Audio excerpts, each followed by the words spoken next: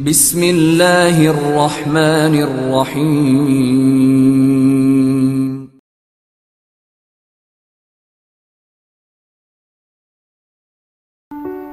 Diriwayatkan oleh Imam Ahmad bin Hanbal dalam musnadnya bahwa ada seorang laki-laki yang bernama Nuaiman.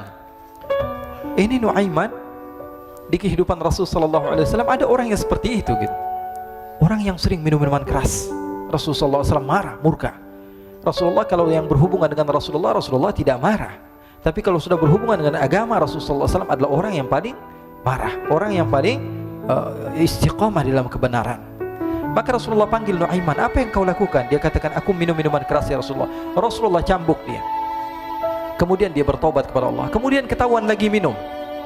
Kemudian dicambuk lagi oleh Rasulullah SAW, sehingga sebagian sahabat memukul dia dengan pukulan yang banyak. Sehingga apa yang berlaku? Sebagian sahabat mengatakan, la'natullahi ala Nuaiman. Semoga Allah melaknat Nuaiman. Dia mempermainkan Rasulullah. Dia bilang sudah mau taubat tapi minum lagi. Dia bilang sudah mau taubat tapi minum lagi. Maka Rasulullah SAW mengatakan, la tal'anuh fa innahu yuhibbullah wa rasulah. Kata Rasulullah, jangan kamu laknat Nuaiman, karena dia itu cinta sama Allah, cinta sama Rasulnya. Dalam riwayat dia dicintai Allah dan dicintai oleh Rasulnya Muhammad sallallahu alaihi wasallam. Ibn Majah menceritakan bahwa Nuaiman ini pernah suatu waktu diajak oleh Sayyiduna Abu Bakar pergi ke negeri Syam. Negeri Syam itu di mana? Seperti yang diceritakan tadi, antara daerah Suriah, Lebanon, Yordania, kemudian Palestina. Daerah seperti itu. Umumnya orang Quraisy pada masa itu mereka memiliki rihlah berdagang, membeli dagangan ke Syam, kemudian dijual lagi di kota Makkah. Ketika itu Rasulullah SAW didatangi Abu Bakar. Sayyidina Abu Bakar mengatakan kepada Rasulullah, ya Rasulullah, saya mau izin ya Rasulullah. Mau apa? Saya mau ajak dua sahabat kamu ini ikut berdagang ya Rasulullah. Siapa kata Rasul? Nuaiman. Kata Rasulullah, Nuaiman kamu mau ajak? Mau ngapain? Biar seru-seruan aja ya Rasulullah. Kata Rasulullah, ya sudah, saya izinkan kamu bawa Nuaiman. Ketika itu Sayyidina Abu Bakar membawa Nuaiman sama satu sahabat namanya Suwaibid ibn Harmalah. Siapa namanya? Suwaibid ibn Harmalah. Ini sahabat Rasulullah SAW yang memiliki sifat yang berbeda-beda. Kalau Nuaiman ini aneh. Pernah Rasulullah SAW dibawain makanan banyak, dikasih Rasulullah, dikasih sahabat semua. Semuanya sudah makan, tiba-tiba si Nuaiman ini, sahabat Nabi Nuaiman mengatakan kepada Rasulullah, ya Rasulullah, ini yang penjualnya, tolong kau yang bayar ya Rasulullah. Makanan udah habis. Makanan udah habis, Rasulullah SAW bingung, saya yang bayar. Akhirnya Rasulullah katakan kepada sahabat, ayo keluarkan uang, kita patungan, kita bayar. Rasulullah aja dimainin, apalagi kita orang. Sallu ala Nabi Muhammad. Nuaiman diajak Sayyidina Abu Bakar. Kata Rasulullah SAW, benar kamu mau ajak Nuaiman? Iya ya Rasulullah. Diajaklah akhirnya. Diceritakan dalam riwayat Ibn Majah, diceritakan juga dalam Siyar A'lam An-Nubala, diceritakan juga dalam musnadnya Imam Ahmad bin Hanbal, dalam riwayat Imam Ahmad bin Hanbal. Maka diceritakan Nuaiman diajak oleh Sayyidina Abu Bakar. Sesampainya di negeri Syam, semua dibagi tugas. Fulan bin Fulan kerjaannya ini, Fulan bin Fulan kerjaannya ini, semua memiliki kerjaan. Nuaiman tanya, wahai Abu Bakar, kerjaannya saya apa wahai Abu Bakar? Kata Sayyidina Abu Bakar, kamu mau ngapain terserah kamu wahai Nuaiman. Yang penting kamu ikut saya kan. Kemudian satu di antara mereka namanya Suwaibid ibn Harmalah. Ditanya oleh Sayyidina Abu Bakar, wahai Suwaibid, kamu mau kerjaan apa? Kata Suwaibid, terserah kamu wahai Abu Bakar. Kata Sayyidina Abu Bakar, kamu menjaga makanan, karena saya tahu kamu ini adalah orang yang senantiasa menjaga amanah. Suwaibid ini kalau disuruh maju dia maju, disuruh mundur dia mundur, disuruh ke kanan dia ke kanan, disuruh ke kiri dia ke kiri. Orang yang ikut aja. Kalau Nuaiman beda, disuruh maju dia ke belakang, kasih sen kanan ke kiri belok. Nuaiman itu orang yang berbeda. Maka Suwaibid mendapatkan tugas, semua mendapatkan tugas kecuali Nuaiman. Sehingga ikhwani, apa yang berlaku, apa yang terjadi? Sayyidina Abu Bakar pergi sibuk dengan kesibukannya, sehingga datanglah waktu siang. Nuaiman sudah lapar.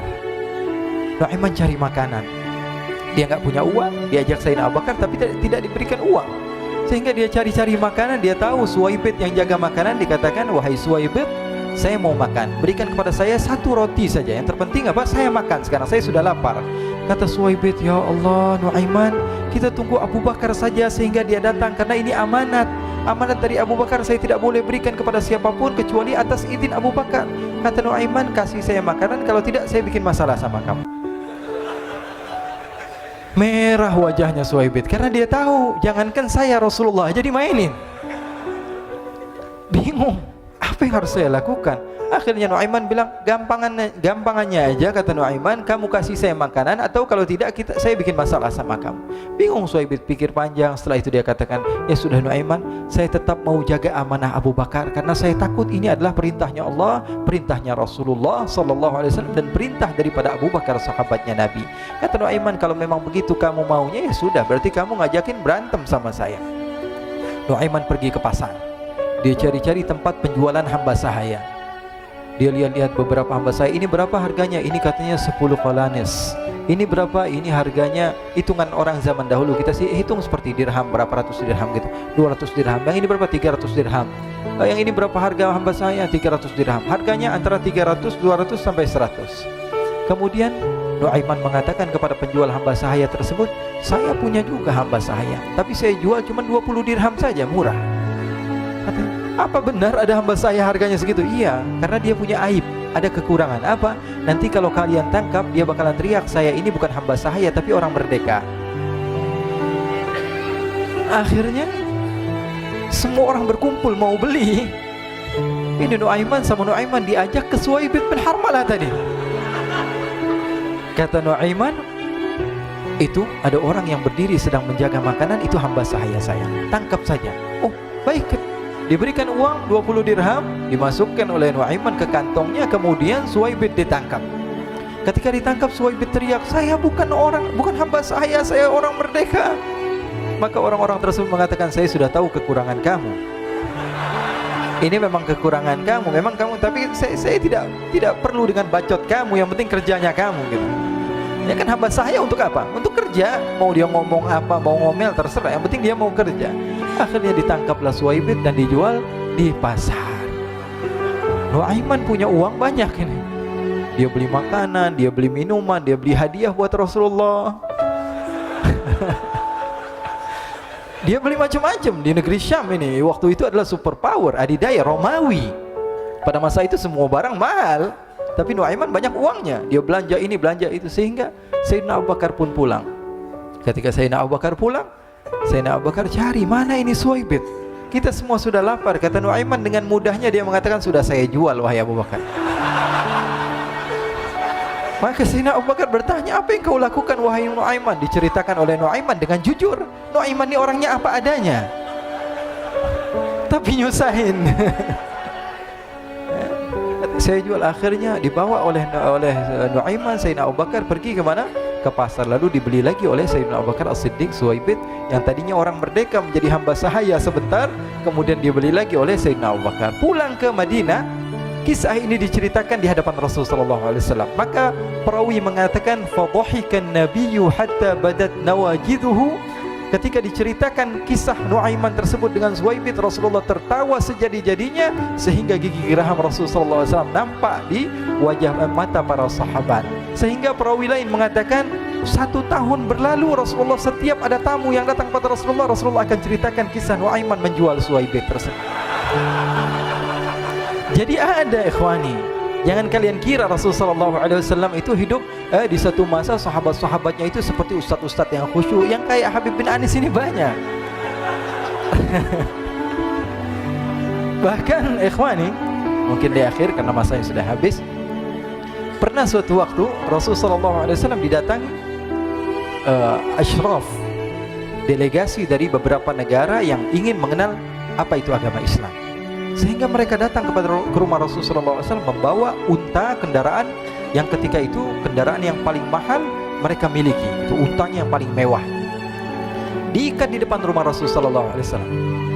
Tamunya pun masuk, duduk bersama Rasulullah SAW. Di depan rumah Rasulullah SAW ada beberapa sahabat.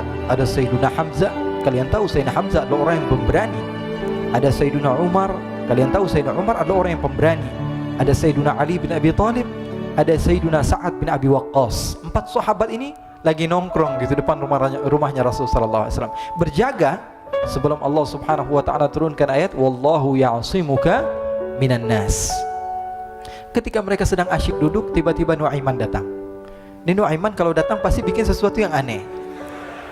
Bahkan dikatakan tidaklah Rasulullah SAW dalam keadaan bersedih, kecuali Nuaiman datang Rasulullah akan tersenyum. Jadi sebagian sahabat itu senang kalau sudah Nuaiman datang, pasti Rasulullah bahagia. Tapi ketika itu Nuaiman datang ingin duduk bareng-bareng Sayyidina Hamzah. Sayyidina Hamzah katakan kepada Nuaiman, bercanda begitu, Nuaiman, kamu lihat unta orang datang dari luar Arab ini. Lihat, kata Nuaiman, ini besar banget, ini badannya besar gitu, dagingnya pasti banyak. Iya, ini kalau kita sate enak nih ntar malam, kata Nuaiman. Kata Sayyidina Hamzah, apakah kamu berani? Kata Nuaiman, saya berani aja asal kalian gak bilang sama Rasulullah. Kata Sayyidina Hamzah, benar wahai Nuaiman, benar kan? Akhirnya Sayyidina Hamzah lupa masalah itu, cuma bercanda-bercanda saja. Sayyidina Hamzah lagi asik sama Sayyidina Umar, Sayyidina Ali. Tiba-tiba apa? Ternyata ketika dia melihat unta tersebut sudah pisah antara kepala sama badannya. Nuaiman mengatakan, wahai Hamzah, ini unta saya sudah potong, saya mau pergi sebentar. Kalau Rasulullah cari saya, tolong jangan beritahu di mana saya. Nanti kalau keadaan sudah aman, mari kita nyate bareng-barengan. Ini ada yang seperti itu di zaman Rasulullah SAW. Maka dia pun berlari dan berlari mencari satu tempat supaya Rasulullah SAW dia selamat daripada Rasulullah SAW. Sehingga Sayyidina Hamzah bingung, ini kalau Rasulullah keluar gimana? Ada Hamzah Asadullah, ada Ali bin Abi Thalib, ada Umar, gak bisa jaga kendaraannya, tamunya Rasulullah SAW. Akhirnya benar apa yang terjadi, ikhwani. Rasulullah SAW tamunya mau pulang. Ketika dia buka pintu tamu melihat apa? Untanya sudah begitu. Mereka teriak, wa naqatah, unta kami wahai Muhammad. Baru mau kenal Islam, unta kami, kendaraan kami sudah dibuang. Rasulullah SAW lihat Sayyidina Hamzah, lihat Sayyidina Ali. Mereka gak bisa ngomong, mereka hanya bilang apa? Nuaiman ya Rasulullah. Rasulullah perintahkan Sayyidina Umar, wahai Umar, sekarang kamu ambil uang, kemudian kamu gantikan, kemudian kamu berikan 2 kali lipat daripada harta unta ini, sehingga apa? Agama Islam tidak didengar dengan sesuatu yang tidak baik di luar sana. Akhirnya diberikan harta, diberikan unta yang baru dan diberikan harta yang lebih untuk orang tersebut, sehingga orang tersebut tidak menjelek-jelekan agama Islam. Kata Rasulullah SAW, dan sekarang waktunya kita balas dendam sama Nuaiman. Nuaiman ternyata berlari tempat yang jauh sampai hampir keluar dari kota Madinah. Dia dapatkan seorang sahabat Nabi yang hadir juga dalam peperangan Badar, namanya Al-Miqdad bin Al-Aswad. Siapa namanya? Al-Miqdad bin Al-Aswad ketika itu sedang menggali sumur. Ketika sedang menggali sumur, Nuaiman datang. Nuaiman katakan kepada Miqdad, wahai Miqdad, wahai sahabat Rasul, kamu orang yang hadir dalam peperangan Badar, kamu adalah orang yang hebat. Dipuji-puji sama Nuaiman. Ada maunya ini. Akhirnya dia bilang, wahai Miqdad, tolong saya. Kenapa wahai Nuaiman? Kamu ini kekasihnya Rasulullah, orang yang disayang sama Rasulullah. Kenapa? Saya ini sedang dikejar-kejar orang jahat. Tolong selamatkan saya. Saya pengen masuk ke dalam sumur, boleh atau tidak? Kata Miqdad, siapa yang mengejar kamu? Pokoknya saya dikejar sama orang-orang. Kamu mau atau tidak selamatkan saya? Kata, ya sudah, selagi kamu itu adalah sahabat Nabi, silahkan kamu masuk. Masuk akhirnya Nuaiman ke dalam sumur tersebut. Lalu Nuaiman mengatakan, wahai Miqdad, dia keluar lagi. Nanti kalau ada yang cari saya, tolong jangan beritahu saya di dalam sumur ya. Kata Miqdad, baiklah. Kata Nuaiman, siapapun yang bertanya tentang saya, kamu tidak akan kasih tahu. Iya, kata, walaupun Rasulullah yang tanya saya. Katanya, enggak mungkin Rasulullah datang ke tempat sejauh ini. Iya, walaupun Rasulullah. Akhirnya masuk Nuaiman. Setelah beberapa menit Rasulullah dan rombongan benar datang. Miqdad bingung ini kenapa Rasulullah datang ke RW kami ini? Ada apa ini Rasulullah sampai sejauh ini? Ditanya, ya Rasulullah, ada apa ya Rasulullah? Kata Rasulullah, saya cari Nuaiman. Di mana Nuaiman? Innalillah, kata Miqdad. Nggak dijawab ini Rasulullah. Kalau dijawab saya ingkar janji. Akhirnya apa dia katakan? Wahai Rasulullah, mata saya tidak memandang kepada Nuaiman, tapi tangannya nunjuk ke dalam sumur. Sahabat. Apa dia bilang? Mata saya tidak melihat kepada Nuaiman, tapi tangannya nunjuk ke sumur. Akhirnya dibuka sama Rasulullah, Nuaiman muncul. Kata Rasulullah, Nuaiman, kamu bikin malu saya, wahai Nuaiman. Ya Rasulullah, yang bersalah bukan saya, tapi orang yang mencari saya bersama kamu ya Rasulullah. Akhirnya Rasulullah nengok, siapa? Ternyata Nuaiman sudah lari kabur. Sallu ala Nabi Muhammad. Kisah-kisah seperti ini sebenarnya banyak sekali ya. Ini menunjukkan kepada kita bahwa kehidupan Rasulullah itu begitu indah. Rasulullah SAW, kalau kamu mau menjadi orang yang baik, contoh Rasulullah. Mau menjadi bapak yang baik, contoh Rasulullah. Mau menjadi pemimpin peperangan yang baik, Rasulullah. Mau menjadi murid yang terbaik, contoh Rasulullah. Bagaimana akhlak Rasulullah. Mau menjadi suami yang baik, contoh Rasulullah. Dalam segala hal, apapun itu, Rasulullah SAW adalah makhluk yang paling terbaik.